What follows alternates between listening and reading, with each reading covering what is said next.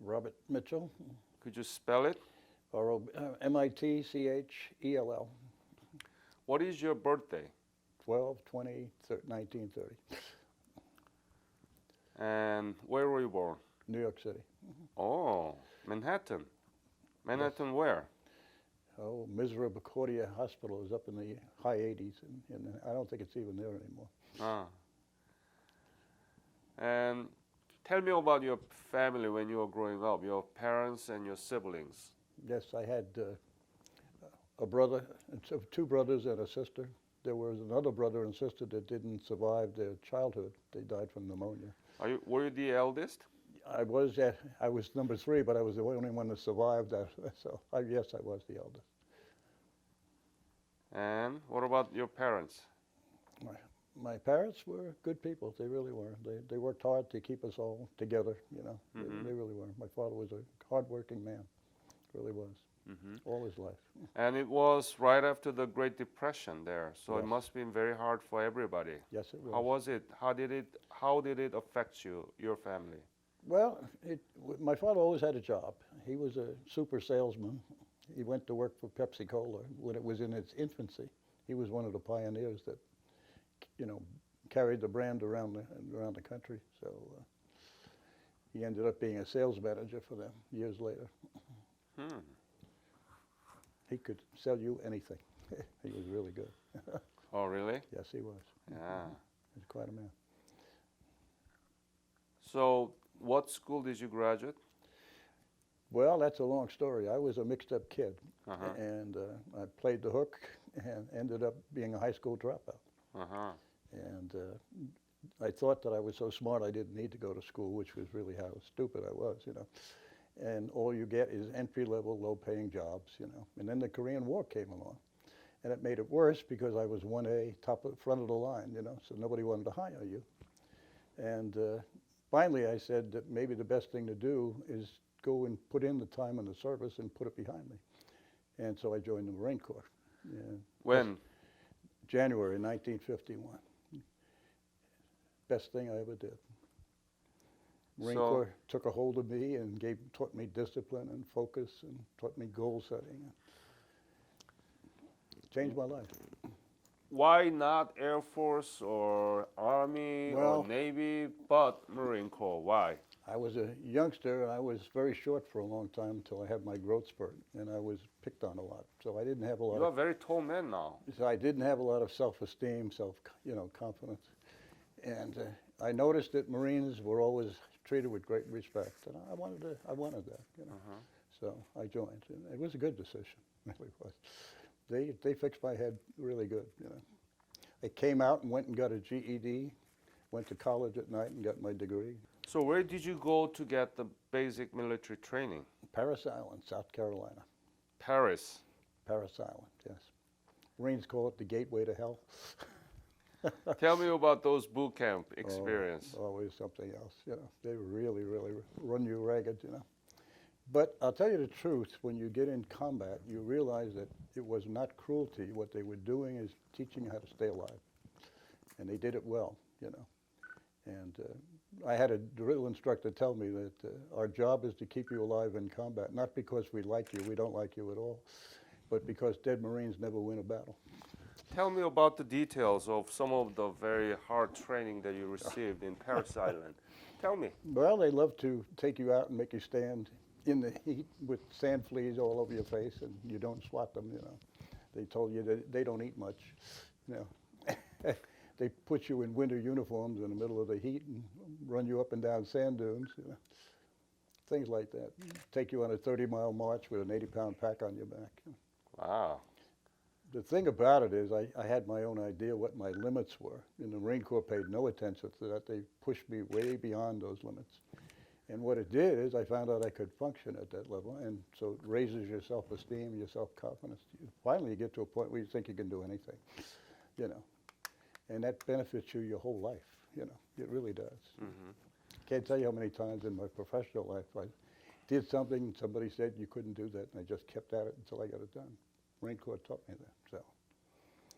How long was it? How long was what? The boot camp? Basic, yeah. Well, for me it was much longer than normal because I got in trouble somehow, and they put me on punishment duty. I had to walk guard duty for 24 hours in the rain, it was cold, and I got double pneumonia. Ended up in the hospital, and I think the drill instructor was afraid if I died, he was in big trouble. Came to see me a lot. But when I got out, I had to start all over again in a new platoon because mine had moved on. So I actually went through it twice. And the second time was worse because you know what they're going to do to you. First time you don't know, you know. So it was, but it was good. And when I got done, you know, and the day I graduated, the drill instructor said, "Welcome aboard, Marine," you know. And so from that point on, it's okay. So were you paid at the time too? Oh, yes. Oh, yeah. How much? Yeah. Oh, no, not very much. I forget how much, but it wasn't very much. What did you do with that money? I did spend it wisely. I would go when I got paid and buy all my supplies for the month. And a lot of people didn't do that. They'd go drink it all up, and then they would be borrowing from everybody else. And so you just had to discourage them, you know. But no, I took care of myself. Good. So what happened after the Well, boot I got out of camp? boot camp. I thought I was going to Korea, and instead they sent me to Camp Lejeune, North Carolina, to join the 2nd Marine Division. I was in a... Where? It's North Carolina. And I ended up in a weapons company. I became a machine gunner. Learned how to fire that thing and take it apart and put it together. And I got to Korea, and they handed me a rifle. And I said, "I'm a machine gunner," and they said, "We don't need machine gunners. We need a rifleman." So all that training went right out the window. How is it then, machine gun? Is it heavy, and how Yes. how do you feel when you're actually shooting? Oh, it wasn't hard to shoot. What was hard to carry? You know, you had an 80-pound pack on your back, and you had the barrel of the machine gun strapped on top of that. You know, and if you're going up the side of a ship in a net, you know. What about the accuracy? Very good. Very Is that good. right? Yes. Yes. I fired it for expert a couple of times. I was really good with it. So after 2nd Division, what happened? Well, in the fall of 1951, they sent us on, they transferred us temporarily to the Fleet Marine Force. And they put us on a ship in North Carolina, or South Carolina rather, and we went across the Atlantic and into the Mediterranean Sea, and we joined the 6th Fleet. And for 6 months, we patrolled the Mediterranean Sea, which was kind of nice. I went to France and Greece, Italy, Algiers. It was pretty nice. Came back in the spring of '52. It's like a cruise. Yes, I had my 21st birthday in Naples, and came back in the spring of '52, and I'm in Camp Lejeune again. The war is coming up to the end of the 2nd year, and I'm still sitting in the East Coast. So in August of '52, I went in and volunteered to go to Korea. I remember that because the old officer of the day said, "Why do you want to do that?" And I said, "Because it's been going on long enough, it needs to end." He said, "You're going over there is going to make that happen?" I said, "Yes, sir, I'm a Marine, that's what we do." So he chuckled and he said, "We'll see what we can do." A couple of days later, they gave me my orders. I was to go home on a 30-day leave and then report out to California, to Camp Pendleton, for further training, and then I would be going to Korea to join the 1st Marine Division. So I went home for the month of September, and I happened to meet this young lady who lived down the street from me. And we connected, and we started dating. By the time I left, I had asked her to marry me. And then I went out to California. You married before? No, not, we were engaged. Engaged. Yeah. Her father said, "When you come back," and I know what he meant. He meant, "If you come back," you know. I understood that. That was a crazy movement Yes. to make, Yes, it was. to engage with the girl Well, we've been married 60 years. So after before you left for Korea, yeah, the war. It's just one of those things. If And she agreed. Yes. Wow, And that's a commitment. in January, we were married 60 years. So. So when did you leave for Korea? October. No, November. October, I went out to California, and they immediately sent me up to the Sierra Nevada mountains. There's a place called Pickle Meadows where the weather and the terrain is very much like Korea, and you go through a lot of cold weather training with an aggressive force attacking you. Finally, in November, they put us on a ship, and we sailed across the Pacific. We went to Kobe, Japan. We didn't get off the ship.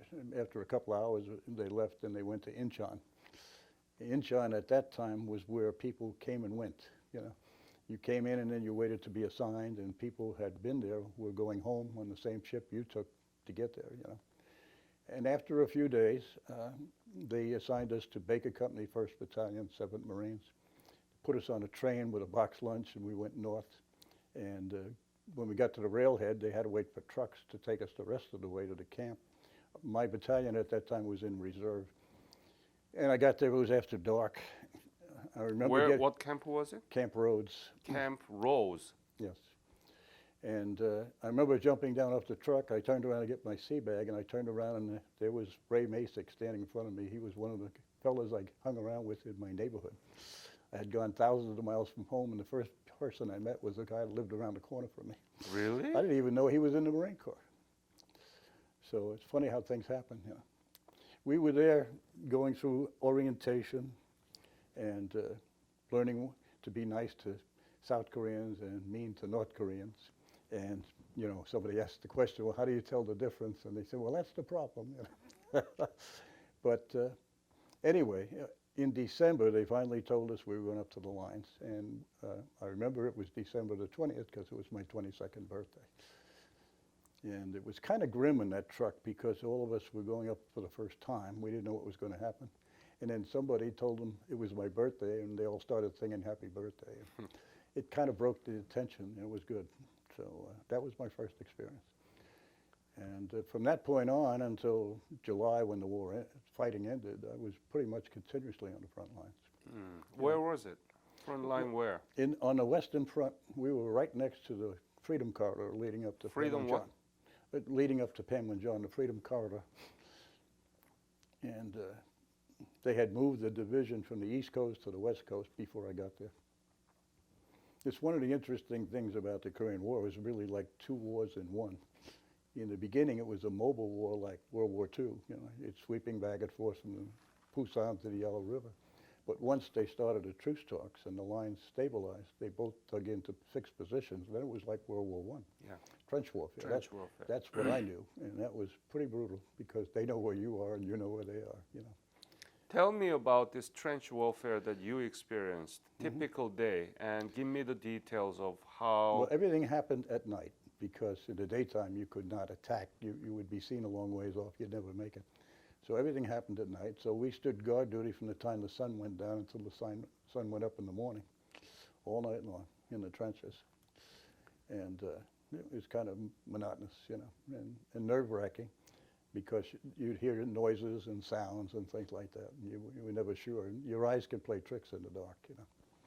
There's a trench, and then forward there's outpost, and Yes. then And open area. Open area till you get to the enemy outpost, and all of that is no man's land. It doesn't belong to anybody. And every night we ran patrols in no man's land, mostly reconnaissance, and so did they, all along that lines. And so every once in a while you would run into one another, and there would be a firefight, and then you'd pull back, you know. So you never knew when you went out whether it was going to be routine or not. You had to be careful, you know. But I spent a lot of time on outposts and in no man's land. I did a lot of patrols. So I usually walked point because I was farsighted, and I had very good night vision. And so when at night I could see things a long ways off very well, you know. In the beginning, we walked in single file, and they started setting up traps. They would be on hills on both sides, and they'd fire on you from one side. When you turned in that direction, they'd sweep down from the other side. So we started walking in two lines along the edges of the road with the people with the automatic weapons in the middle. And if something happened, both sides swiveled out, you know, and the people in the middle were ready to go in either direction, and that stopped it, you know. And in the beginning, they were attacking patrols from the beginning. So if you were in point, you were in very vulnerable position. You know. But after a while, I think they figured out if they attacked it from the rear, they might get more casualties, you know.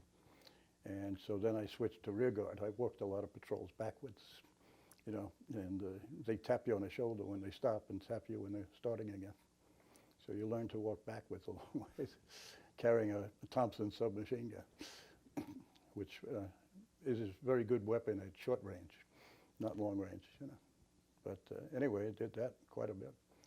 Once in a while, we got in an ambush. Most of the patrols, fortunately, were routine, you know. But I did have my instances, you know, during the time. In February of 1953, I was on Outpost Maryland Monroe, which was right next to the Freedom Corridor. In fact, if you went in there, you had to leave your rifle behind. You know, we went out sometimes with billy clubs. And on the other side of the Freedom Corridor was the Rock Army. And on the left, on my right flank was the 5th Marines on outpost Hedy Lamar. And in front of us were 2 Chinese outposts, 3 Fingers and the Rock. And 3 Fingers. And at this particular night, the 5th Marines were ordered to attack one of the outposts. They was supposed to roll up on the hill and take as many casualties they could and then retreat, you know. And they figured the enemy would send troops along a common road between the 2 of them. And along that road was a little hill called Hill 90. It had tank slots in the front. And we were sent out from Maryland Monroe with 3 tanks, and our goal was to get up on 90 and ambush the reinforcements, you know. And so we went out with 3 tanks, but one of them hit a mine, and they had to abandon it. We went on with the other 2. What we didn't know, what nobody had thought about, was what the Chinese were going to be doing that night. As it turned out, they were going to attack one of our hills, and they were out there in force. We had a reinforced platoon, maybe 40 to 50 people. They had probably 200 to 300, and we walked right into that, you know. Now, whoever was running that didn't know much about basic military tactics. With the people he had, if he had simply surrounded us and come at from all sides, we wouldn't be here today. But instead, he let us go up on the hill. You know, now we had the high ground. You know, a small force on the high ground can hold off a big force. Yep. The other thing was the hill was pretty much sheer on the front slope and the sides. The only way up was the rear slope. It was kind of a gentle path up. It had been used by tanks, so it was nice and smooth, but it was only so wide. And so they could use human wave assaults because they could only send maybe 12 or so people at a time, and we had 40. You know, so halfway up, the lieutenant dropped off a 4-man group as a rear guard. And then we went up, and as soon as we got up there, they surrounded the hill and launched an assault, you know. And we heard the firing on the rear slope, so we knew that our rear guard was under attack. And the lieutenant said, you know, get set, we got company. So everybody lined up, and sure enough, they started coming over the top of the hill, and we opened up and pretty much wiped out the first 2 waves, and the 3rd wave kind of broke and went back, and everybody was cheering, and the lieutenant says, stay alert, they'll be back, you know. They were back within minutes, and the same thing happened by that time when there were Chinese piled up like cordwood, you know. But in the meantime, he had gotten on the radio, and he had called back to tell them that what was going on, and he asked for flares. They started putting them up like 6 or 8 at a time, and it changed everything. It was dark on the valley floor, and when the flares went up, it was like daylight, and all these Chinese were roaming around in rice paddies with no cover. There was nothing left, you know. And we had heavy duty machine guns all along the front line with interlocking fields of fire. And when they saw the Chinese, they opened up, and it was like a turkey shoot. So they were running around crazy trying to find cover, but there wasn't any. And so we were able to go down and get the wounded, the rear guard rather. They were all dead. And I don't think they ever knew what hit them. You know, they looked like they were just about sitting down when they got hit. And we brought them back and put them on the top of the tanks, and then we got about half a dozen wounded we put on. And then we all got on the tanks, and the lieutenant told them, get us out of here. So they pulled back and whirled around, and they flew down that rear slope right through the Chinese. I remember I was holding on to the side of the tank, and I had a dead Marine between my feet. I was trying to hold him on. And so I just put my rifle on my shoulder, because trying to fire it with one hand would have been ridiculous. Yeah. We finally got back to the front line, but I got my foot burned by the exhaust pipe. You know, I had 2nd-degree burns. So we got back, and I waited for a corpsman to come, and he came and he bandaged my foot, and he says, you're not getting the medal. And I said, what are you talking about? He said, you didn't draw blood, you're not going to get a medal. Like I cared about a medal, you know. But I was on light duty. They didn't send me to the hospital. I was on light duty for a couple of weeks, and then finally I was able to put a boot on, so they sent me out on patrol. I was back to work. But we lost 4 people and about 6 wounded. The Chinese suffered over 200 casualties. Wow. So it was written up in Leatherneck magazine, the battle. And we had Battle of what? It was called the Battle of Hill 90. It was written up Hill 90. Yes. It was 90 feet high. A lot of the hills were just numbers, you know, based on the elevation. And that was close to Panmunjom. Yes, it was. Yes, it was. That was and then when the spring came in 1953, the Chinese launched a major offensive. They were trying to take as much ground as they could. And one of the areas they wanted real bad was the Nevada Triangle. There were 4 hills named after cities in Nevada: Carson, Vegas, Reno, and Elko. And the 5th Marines were there in March, and they got pounded really bad. And finally, they didn't have enough people to hold it, so they pulled them off. And the 1st of April, we went up, and we were on O.P. Carson, and immediately we started getting hit and taking a lot of casualties, you know. And in the midst of this, I suddenly started having these weird symptoms. One minute I was freezing, and the next minute I was mad hot. And finally, the corpsman told the lieutenant he thought I had malaria. And so they called me in. It was 8 April, and he said, "There's a patrol going back tonight after dark with walking wounded, and you're going back with them." So, and I argued with him, but he said, "You're going back, and that's an order." So that night we started back, you know, and it was a long journey because of the wounded. They were going very slowly before we got back there. Then we had to wait for trucks to take us to the mass unit, you know. And so I didn't get there to the mass unit, I think, till after midnight. And then they had to tend to the wounded first, and then finally they took me and put me in was malaria? No, they put me in a bed, and I went right to sleep. I thought I was only asleep minutes, but daylight when I woke up. And what woke me up is this guy come running in. "Is anybody in here from Baker 17?" I said, "Me." He said the Chinese hit Carson just before dawn with a reinforced company, and they overran the hill and killed everybody on it. So my entire outfit was wiped out, and I missed it by hours, you know. It was very difficult to deal with. I had mixed emotions. You know, I was guilty because I wasn't there, but if I'd been there, I'd been dead. Then you're glad you weren't there, and that makes you feel guilty. It was really hard to deal with for a long time. But I was in the hospital 35 days. I lost 25 pounds. What I had was Asian flu. The doctor said if you'd waited another week, you probably couldn't have saved you, you know. And they were giving me massive doses of penicillin.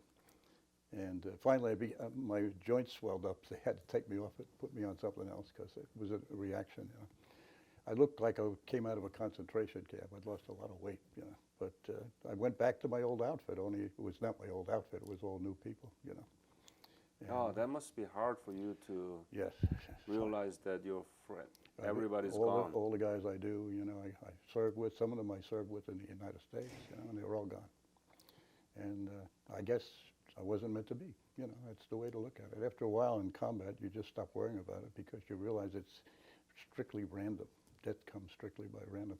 There's nothing you can do about it, so you just let it go, you know. But in July of 1953, I was back on the lines, and there had been rumors for weeks that the Chinese were going to sign the truce and the war was going to end, you know. But it never happened, so after a while, nobody paid attention. And so the day it actually happened, nobody believed it. You know, it was signed at 10 o'clock in the morning, but it didn't take place till 10 o'clock at night, so they get the word out. And our people didn't believe it. They thought it was a trick. They thought that we would lay down our weapons and they'd launch a massive assault. So about a little after 9 o'clock that night, with less than an hour to go, they decided to send out a recon patrol, and I was on that patrol. And whoever led the patrol took a wrong turn and led us into one of our own minefields. And we didn't know it until somebody hit a tripwire, you know, and 2 mines went off and 2 Marines went down. And one of them was walking behind me, and the mine went off behind him, so he kind of was like a human shield. And he didn't make it. You know, with less than an hour to go, he got killed, which is terrible. I don't know how we got out of there. I really don't. I can't remember, but we did. They medevaced those people out, but I'm sure they didn't make it. And then you went back, and it was funny. You know, you're on the front lines. It's always noisy. There's always a battle going on someplace. But at 10 o'clock at night, it was absolutely still.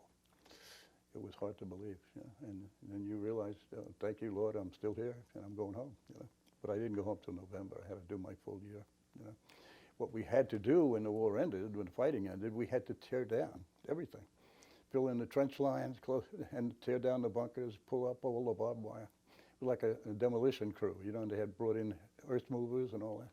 And then both sides had to pull back to a secondary line. We called it the Kansas line. And that's how they created the DMZ. So I actually helped build the DMZ. And then I went home in November. I can't tell you how nice it was to sail under the Golden Gate Bridge into San Francisco Bay. I went to Treasure Island. I was mustered out at Treasure Island. Actually, I thought that had to go until the end of January. That was my enlistment. And so I figured I'd go home and then I'd have to go back. But they came out with a formation. They said anybody with less than 90 days to go can be discharged today. So I went home for Christmas, but I had my discharge. I wasn't going back, and it was a nice Christmas present, you know, and it was over. So. Let me ask you this. Did you know anything about Korea before you left No, Korea? absolutely nothing. Absolutely. As a matter of fact, I'll be honest and tell you, I felt like a mercenary. I was fighting somebody else's war in a country I didn't even know, you know. And it stayed that way until they started killing my friends, and then it got very personal, you know. But you look back today and you realize what we did is a really wonderful thing. We gave back to the people of Korea their country and their freedom, and that's wonderful. You know, I'm very proud of that. We changed the course of history. You know, we changed the world, and that's something. What were you thinking when you were in the trench warfare and in the middle of night, so many shots being fired, and that's funny. you nervous? I was interviewed by a second grader, and he had questions he'd been given. He said, what was the one word you could describe how you felt? And I said, scared, all the time. I say anybody who was in combat and tells you he wasn't scared is either a liar or a damn fool. I mean, why would you not be scared? People are trying to kill you, you know. I think courage is about being scared to death and going ahead and doing what you have to do anyway. Did you know why you were there? I didn't at first. And then finally it began to dawn on me, you know. I was aware of the fact that communism had been spreading across the whole world since World War II, you know. And it was President Truman who said he understood what they were up to, and he said, this time they're not going to get what they want. And so he sent us in. He violated the Constitution, by the way. You know, that only the Congress can declare war.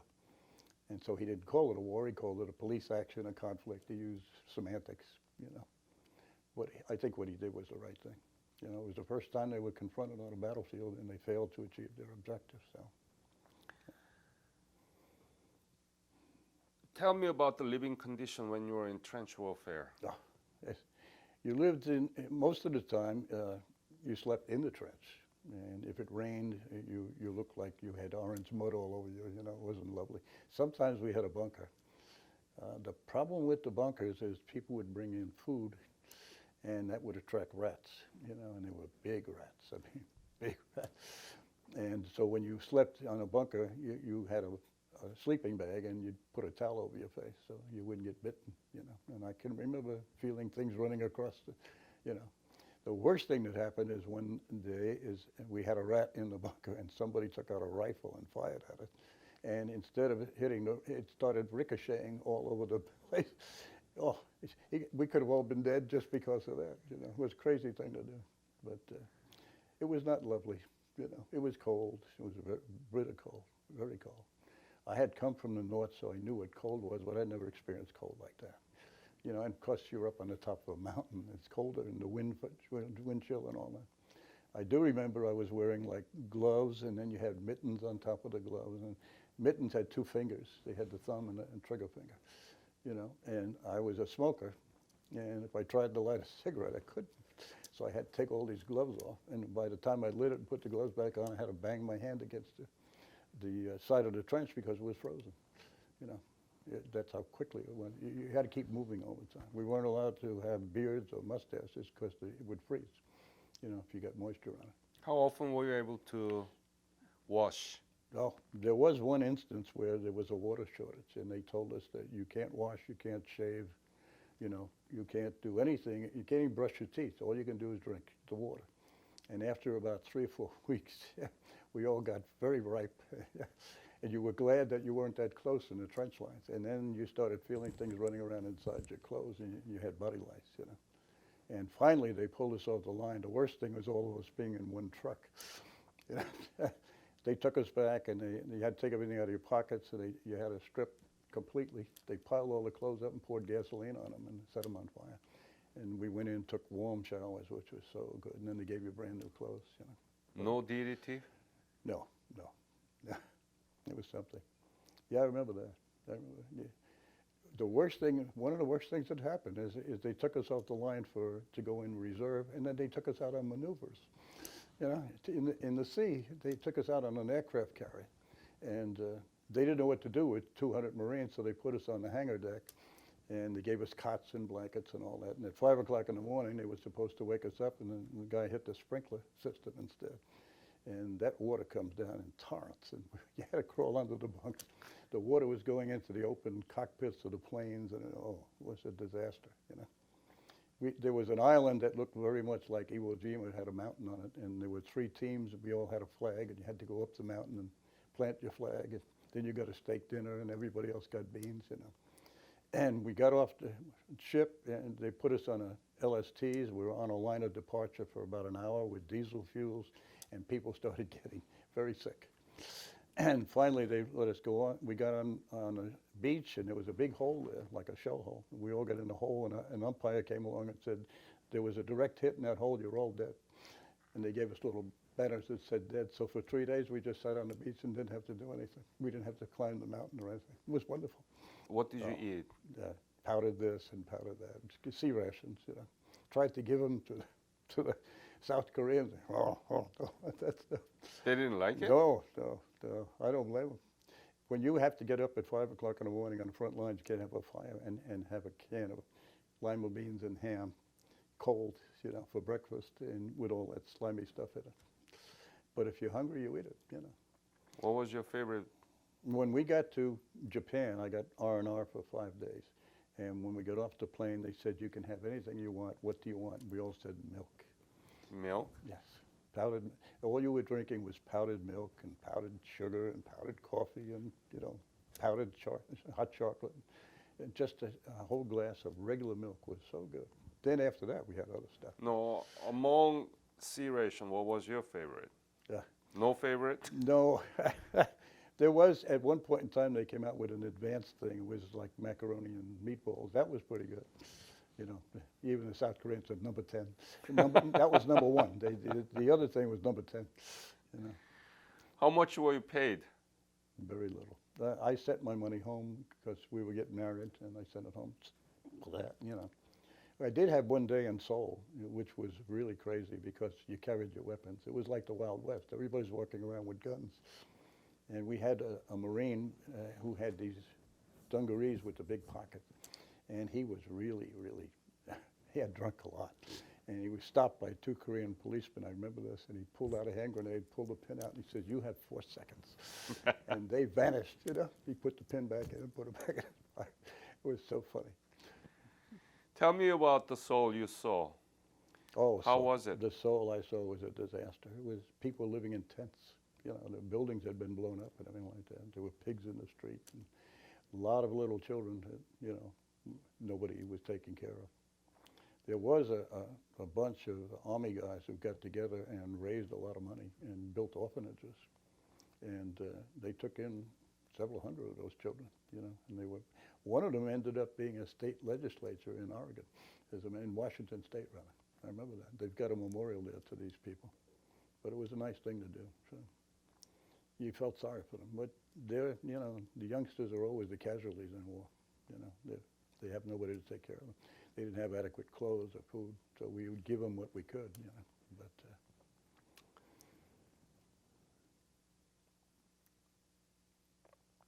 you mentioned that the Marine was joining the Marine was the best thing in your life. Yes, how did it affect your life after you returned from Korea? It was wonderful. It gave me the, you know, the drive to succeed. Like I said, I went and got a GED. I went to college at night.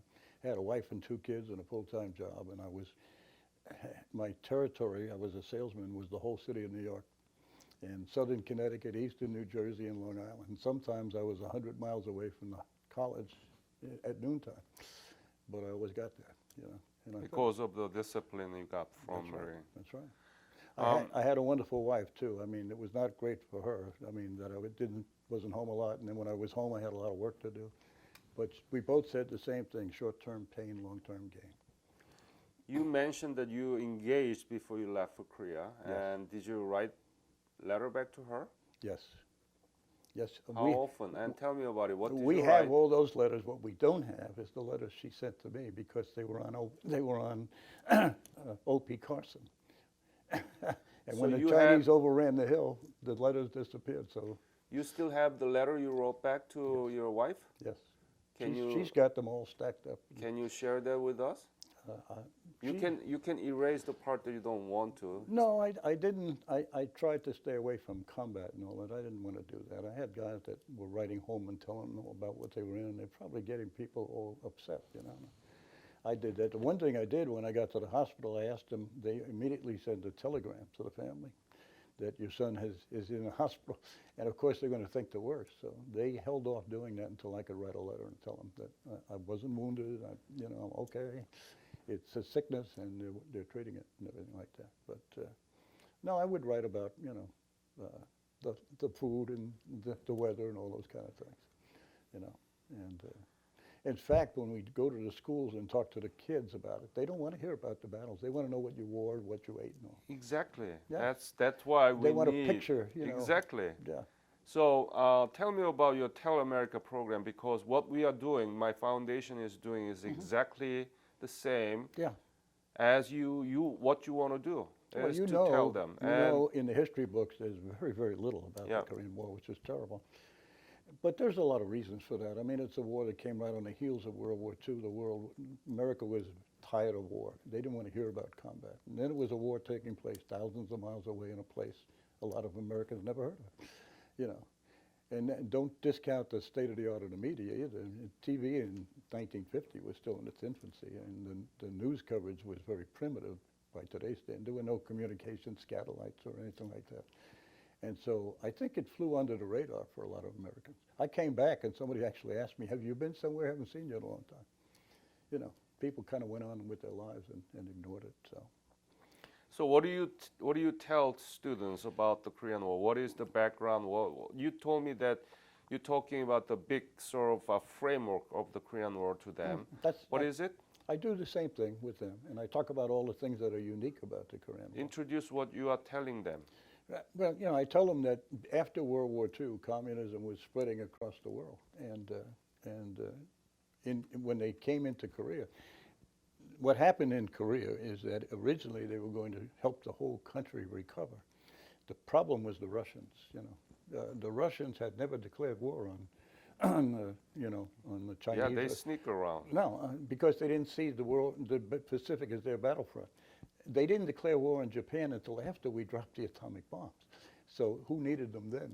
The problem was that immediately after they did that, they put troops on the ground in North Korea. So now you were faced with a situation you had to deal with, and that's when they changed it and decided to split it and create a border and all that. But there was a strong warning from your own diplomat from Moscow, George Kennan. He wrote a long telegram called X. Yeah. And in that telegram, he strongly warned about the real nature of the Russian regime. Oh, yeah.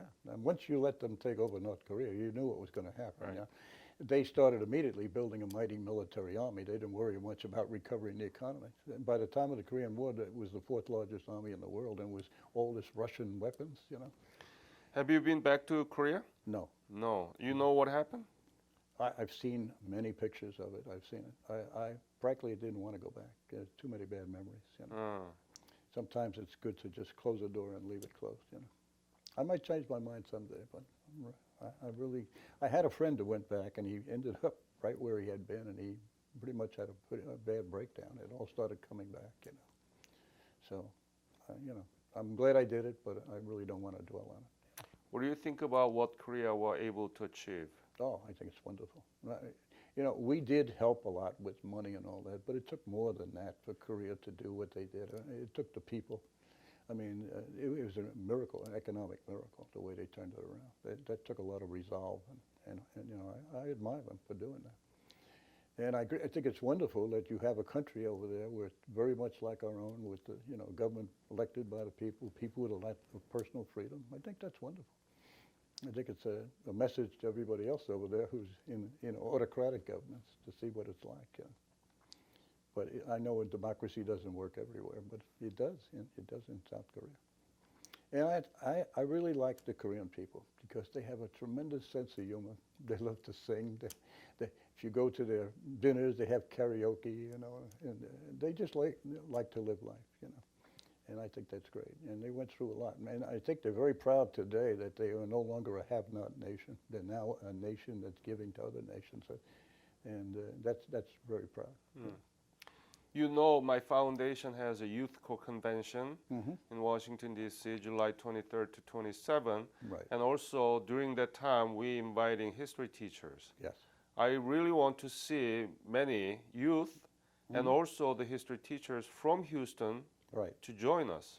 Well, I sent letters to 21 school districts and 6 universities. And, you know, I sent them to the chancellors or the superintendent of the school district.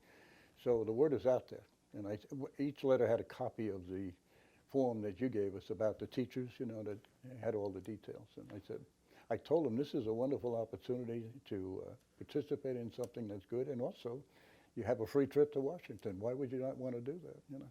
So I lost a lot of friends over there. Yeah. And a lot of them came back and disabled and all that sort of thing too, you know. Yeah. And hopefully people remember that, you know.